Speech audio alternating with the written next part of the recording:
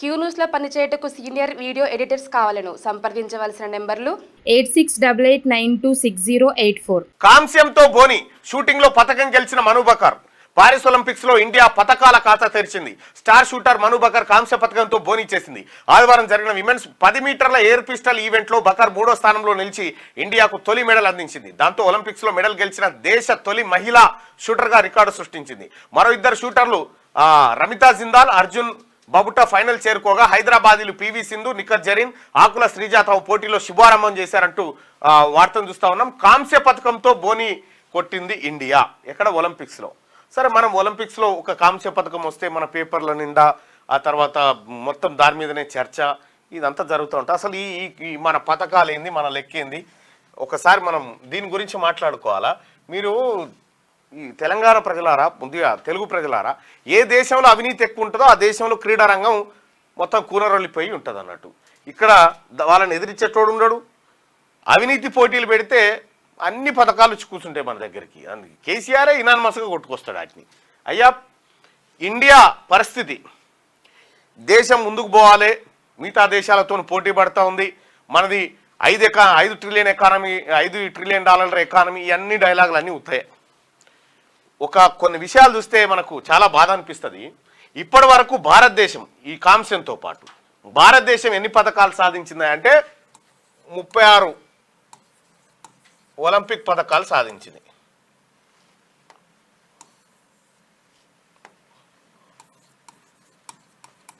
పథకాలు వచ్చినాయి సార్ మనకి ఇప్పటిదాకా.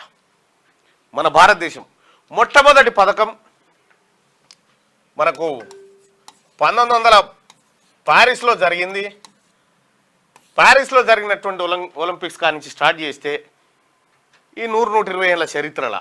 సరే, అప్పుడు మన దేశానికి స్వాతంత్రం రాలే, బ్రిటిష్ కాలంలోనూ అటు నుంచి అటు పోయింది అనుకో, అది ఇచ్చిపెట్టు. స్వాతంత్రం వచ్చిన తర్వాత మనకు వచ్చినటువంటి మెడల్స్ అన్ని కలిపితే అన్ని కూడితేనే గివిగా. ఇందులో మనకు మొత్తం 10 గోల్డ్ మెడల్లు వచ్చినాయి. 10 గోల్డ్ మెడల్లు వస్తే ఇందులో 8 హాకీలనే వచ్చినాయి. ఇది 1980 కంటే ముందు ముచ్చటిది. ఆ తర్వాత ఇండియాకు వచ్చినటువంటి మెడల్స్, ఒకటి అభినవ్ బింద్రా షూటింగ్లో, ఆ తర్వాత మన జావలింగ్ త్రో వేసింది, ఏం పేరు, నీరజ్ చోప్రానా, చోప్రానే,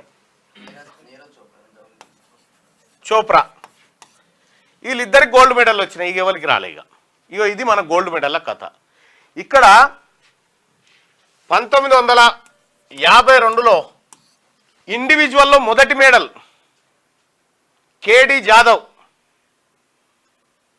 కె దాదాసాహెబ్ జాదవ్ 1952లో మెడల్ కొట్టుకొచ్చిండు ఇండివిజువల్లో.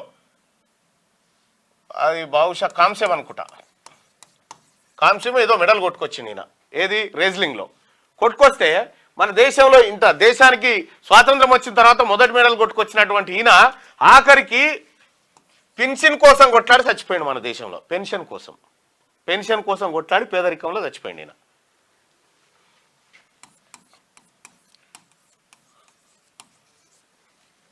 ఇది మన దేశంలో క్రీడాకారులకు దక్కేటువంటి గౌరవాలు. సరే, ఇప్పుడు ఒక కాంస్య పథకం తీసుకొస్తే అదో ఇదో ఈ కోట్లు ఆ కోట్లు అంటారు. వీళ్ళు బడ్జెట్లో మాత్రం పెట్టరు. ఇప్పుడు ఒలింపిక్స్ గేమ్స్లో ఇప్పుడున్నటువంటి పరిస్థితి చూస్తూ ఉంటే జపాన్ ఫస్ట్ ప్లేసు, తర్వాత యునైటెడ్ కింగ్ ఏది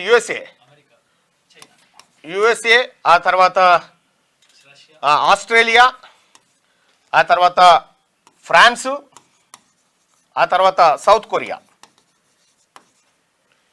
ఇవి ఇప్పుడు టాప్ 5లో ఉన్నాయి. మన దేశం 22వ జాగాలో ఉంది. మన దేశంలో ఉన్న జనాభా 140 కోట్లు. ఈ అందరి జనాభా ఒక్కతానేస్తే కూడా మన జనాభాతో సరితూగరు. కానీ ఇక్కడ టాప్లో ఉన్నటువంటి దేశాలు ఇవి. ఎందుకు కారణం ఏంది అనంటే, చైనా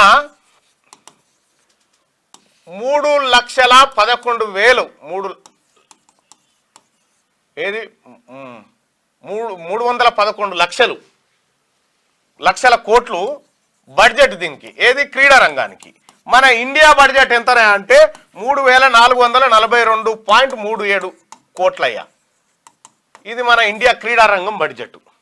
దాంట్లో ఏకాన మందం లేదు మనది. క్రీడారంగాన్ని సర్వనాశనం చేసిరు.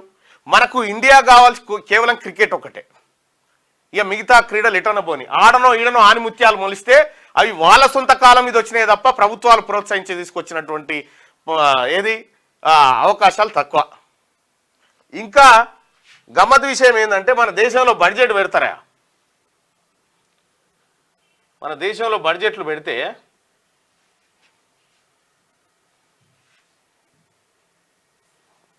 ఇక బడ్జెట్లు చూడండి. మన దేశంలో క్రీడారంగం బడ్జెట్ పెడతారు. క్రీడారంగం బడ్జెట్ పెడితే పెట్టిందే 2500 కోట్లు. ఈ 2500 కోట్లలో గుజరాత్కి 608 కోట్లు, ఉత్తరప్రదేశ్కి 503 కోట్లు. వీళ్ళిద్దరు కలిసి ఒక్క పథకం తెచ్చేటోళ్ళు కాదు. మళ్ళా ఇక తతిమా అన్ని రాష్ట్రాలకు కలిపి ఓ 1000 కోట్లుగా 1111 కోట్లు ఈ రెండింటికే వాయి. ఒక్క పథకం వచ్చింది లేదు, ఏం లేదు. ఉత్తరప్రదేశ్కి 22%, ఉత్తరప్రదేశ్ 18%, గుజరాత్కి 22%. ఇక్కడ వచ్చేసరికి ఇక లక్షద్వీప్కు 9 కోట్లు, అండమాన్ నికోబార్కి 7 కోట్లు, తెలంగాణకు వచ్చేసరికి ఇచ్చినటువంటిది ఎంత అంటే 24 కోట్లు. ఈ 24 కోట్లు 33 జిల్లాలకు పంచితే ఎంత వస్తుండొచ్చు? కోటి కూడా రాదు. ఈ జిల్లాల్లో 119 నియోజకవర్గాలకు పంచితే ఊరికో కోడి ఇంటికో ఈకే. దీంతో ఏం చేయొస్తుందా? ఏమీ చేయనికి రాదు. ఇది మన స్పోర్ట్స్ బడ్జెట్. ఇక నరేంద్ర మోడీ గారే కాదు, గత ప్రభుత్వాలు కూడా ఇదే పరిస్థితి. గత ప్రభుత్వాలు కూడా ఇది కాంగ్రెస్ గవర్నమెంట్ ఉన్నప్పుడు 2012-13లో 1152 కోట్లే స్పోర్ట్స్ బడ్జెట్. 2013-14లో 1219 కోట్లే. ఇక ఆ తర్వాత కొంత పెంచినప్పటికి కూడా దీంట్లో ఖర్చు చేసింది మాత్రం చాలా తక్కువ ఉంది. అందులో ఖర్చు చేసిన దాంట్లో కూడా గుజరాత్కి ఎక్కువ ఉంది. ఇవి మన స్పోర్ట్స్కి సంబంధించినటువంటి ఈ కేటాయింపులు. ఇక్కడ చాలామంది రాజకీయ నాయకులు కానీ ఇప్పుడు ఈ కాళేశ్వరం మీద దీని మీద అప్పులు, ఒక్కసారి జపాన్, ఆ తర్వాత చైనా, సౌత్ కొరియా, అరే గటు ఇథియోపియా, తిండి గతి లేని ఇథియోపియా దేశంలో వాడు బొక్కలన్నీ డొక్కలు వెనుకపోయి ఉంటే వాడు రన్నింగ్ చేస్తూ ఉంటాడు. 20-30 కిలోమీటర్లు వాడు కొట్టుకొని పోతాడు. అందుకే మన దేశంలో క్రీడారంగం సర్వనాశనం అయిపోయింది. గ్రామీణ స్థాయి నుంచి క్రీడారంగం డెవలప్ కావాల్సినటువంటి అవసరం ఉండే, దాన్ని మొత్తం ఖతం చేసి పారేసినారు.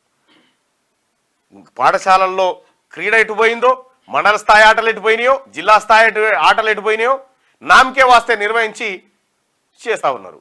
అసలైన క్రీడాకారులు విద్యారంగంలో కేవలం ఇక మన ఇంజనీరింగ్ విద్య గురించి మీ అందరికీ కేవలం 124% మంది మాత్రమే స్కిల్స్ ఉన్న వాళ్ళు బయటకు వస్తారు. తతిమూల అంతుంటే ఇక క్రికెట్ అంటావా ఏ దేశం పనికిరాదు మన మీద. కానీ మొత్తం ప్రపంచ దేశాలన్నీ పోటీ పడేటువంటి ఈ ఒలింపిక్ క్రీడల్లో మాత్రం పూర్తిగా భారతదేశం, ముఖ్యంగా రాజకీయ నాయకులు విఫలమైపోయారు.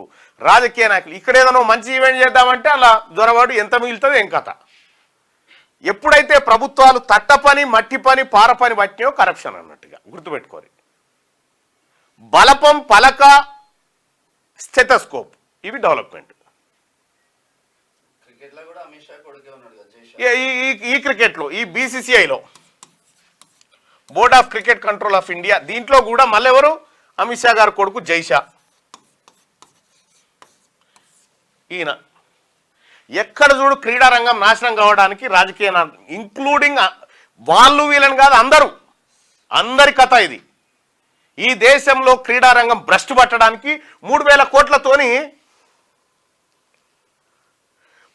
కోట్లతోని ఎంతమంది క్రీడాకారులను తయారు చేస్తారండి?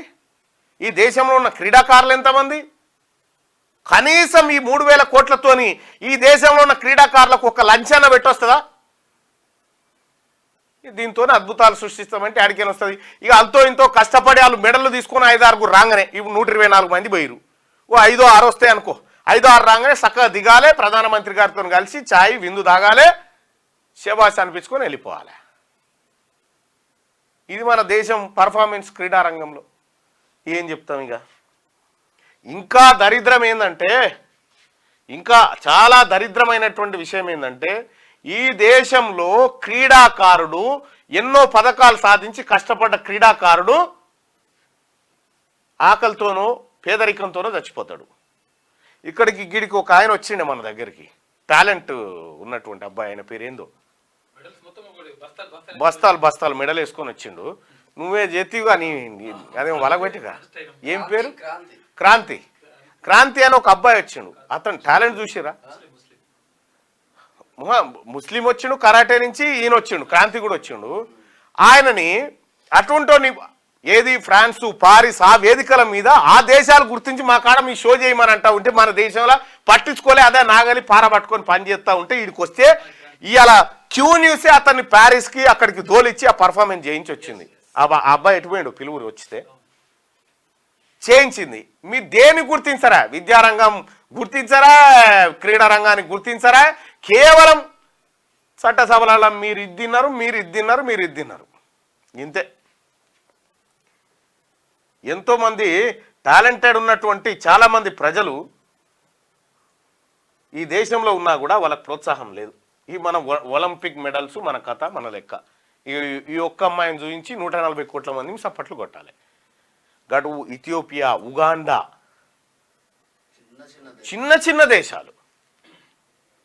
అరే మీకు ఒకటి తెలుసా? ఈ మనకు వచ్చిన ఎన్ని ఇప్పటి వరకు 36 కదా. 36 మెడల్స్ వస్తే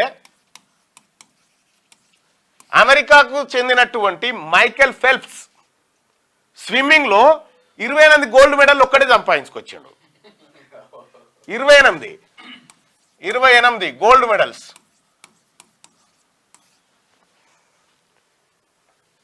ఇక చూడ్రి,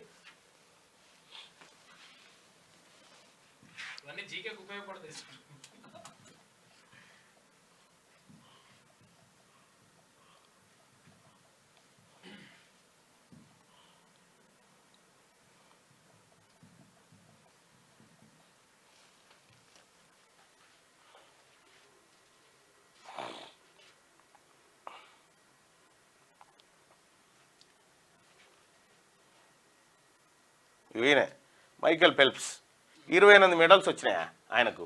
23 గోల్డ్ మెడల్, 3 సిల్వరు, 2 బ్రౌన్స్. ఒక్కడే 28 తెచ్చిండా. మొత్తం స్విమ్మింగ్లో ఆయన ఆడిన ప్రతి ఆట గెలిచిండు. 2004 నుంచి 16 మధ్యలో వచ్చింది. అని మనం 100 ఏళ్ల చరిత్రలో దేశం మొత్తం మనం అంతా ఇట్లా జలవాడి దులిపితే కేడీ జాదవ్ అంటే ఆయన ఇండివిజువల్గా తీసుకొస్తే వెస్లింగ్లో ఆయన పెన్షన్ కోసం కొట్లాడి ఆ అధికారులతో కొట్లాడి చచ్చిపోయింది. ఆఖరికి ఆ వెస్లింగ్లో కుస్తీ పట్టి ఆన్ని కొట్టి మెడల్ తెచ్చిండు, కానీ వీళ్ళతో కుస్తీ పట్టలేక చచ్చిపోయిండు. అంతా ఇంత భావదారిద్ర్యం ఉంటుంది.